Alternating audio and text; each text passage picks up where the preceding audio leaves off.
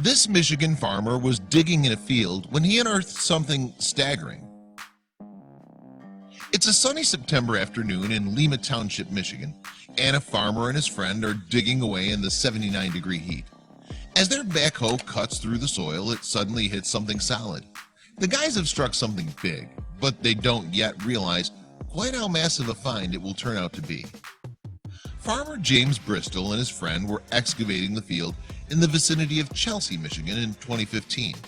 They had only intended to lay down a drainage pipe. However, their day was about to take a turn for the strange when they hit upon this solid item. What could it have been? Upon striking the object, the workers' first thoughts were that it might be a fence post or a piece of wood. Yet they soon realized that it was something else altogether.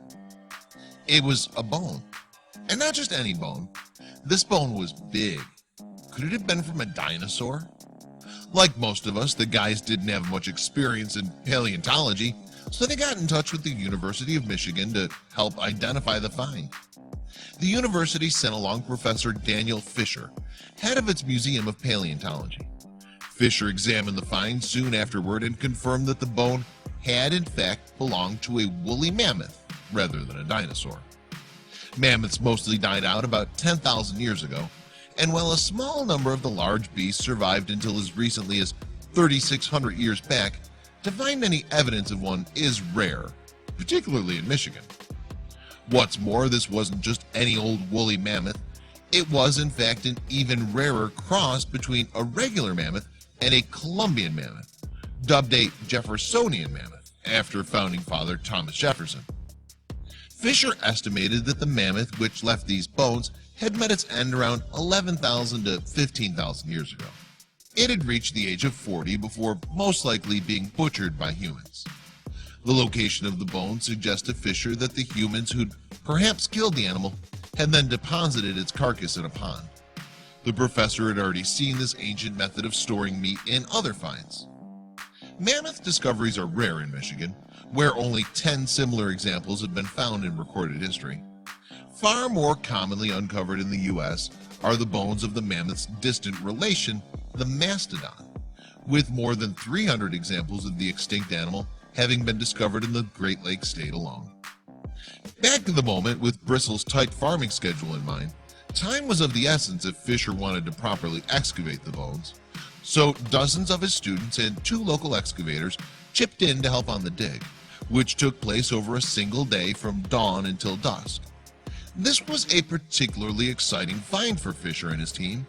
It was one of the most complete mammoth skeletons to have been unearthed in Michigan. The discovery included a skull, a pair of tusks, teeth, a pelvis, shoulder blades, and several vertebrae and ribs. Plus, its careful and expert extraction from the ground by trained paleontologists meant it could prove to be more useful for scientific study than bones which have simply been yanked from the earth by untrained members of the public. The way the mammoth's remains had apparently been stored in a pond also opened up a range of theories surrounding the species' relationship with humans. Found alongside the bones were 3 boulders, which may have been brought into play to weigh down the animal, and a stone flake, which could be evidence of the mammoth having been butchered. However, long-term studies would be needed to confirm such theories. The question soon arose then of the availability of the bones for such extended scholarly use. As the owner of the land on which the bones were found, Bristol could technically claim ownership of the skeleton. It was his call as to what would happen next. Fisher stressed the importance of the find and hoped that Bristol would be kind enough to allow his team to continue to examine the bones. These rare findings are important in enhancing our knowledge of the history and biology of these animals and lifestyles and habits of early humans, he told ABC News.